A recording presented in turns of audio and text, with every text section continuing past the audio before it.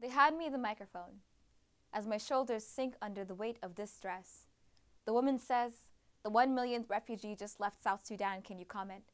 I feel my feet rock back and forth on the heels my mother bought, begging the question, do we stay or is it safer to choose flight? My mind echoes through the numbers. 1 million gone, 400,000 dead in Darfur, 2 million displaced, and this lump takes over my throat as if each of those bodies just found a grave right here in my esophagus.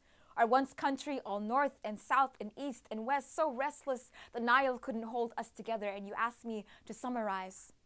They talk about the numbers as if this isn't still happening, as if 500,000 didn't just die in Syria, as if 5,000 are still making their final stand at the bottom of the Mediterranean, as if there aren't entire volumes full of fact sheets about our genocides, and now they want me to write one.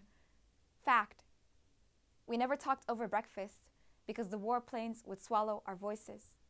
Fact. My grandfather didn't want to leave home, so he died in a war zone.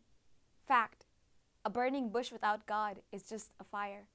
I measure the distance between what I know and what is safe to say on a microphone.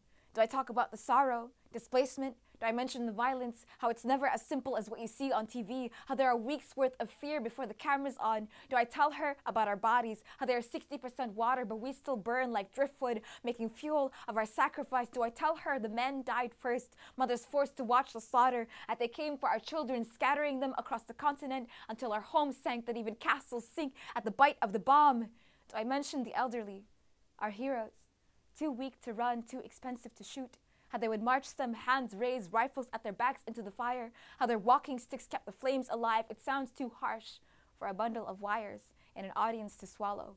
Too relentless, like the valley that filled with the putrid smoke of our deaths. Is it better in verse? Can a stanza become a burial shroud? Will it sting less if I say it softly? Will the pain leave when the microphone does? If you don't see me cry, will you listen better? Why does every word feel like I'm saying my last? 30 seconds for the soundbite, and now 3 minutes for the poem.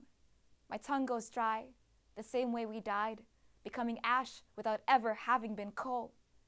I feel my left leg go numb and realize that I locked my knees, bracing for impact. I never wear shoes. I can't run in.